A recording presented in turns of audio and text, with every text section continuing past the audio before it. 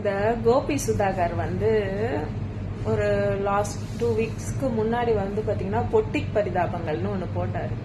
ஆனா அது உண்மையிலே ரியல் தான். ஒண்ணுமே இல்லைங்க, கொஞ்சம் ஸ்லிம்மா இருந்து கலரா இருந்துட்டு கொஞ்சம் வந்து வியூஸ் வந்துட்டு ஃபாலோவர்ஸ் வந்துடுச்சுன்னா உடனே வந்துட்டு பொட்டிக் ஆரம்பிக்கிறேன் அப்படின்னு சொல்லிட்டு என்ன பண்றாங்கன்னா பொட்டிக் ஆரம்பிச்சிடுறாங்க.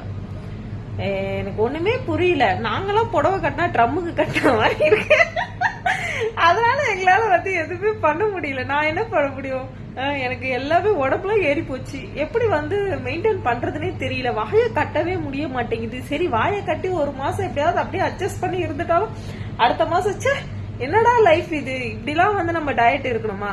அப்படிலாம் ஒன்னும் நம்ம டயட் இருக்கணும்னு அவசியம் இல்ல. நம்ம நல்லா சாப்பிட்டு நல்லா இருக்கணும் அப்படி சொல்லிட்டு அதுக்கப்புறம் என்ன பண்றது, வாயில கிடைக்கிறது அத மாதிரி வந்து சாப்பிடுறது, சீஸ், சாக்லேட்ஸ், ஐஸ்கிரீம் அந்த மாதிரி ஏதாவது சாப்பிடுறது. அப்புறம் என்ன பண்றது,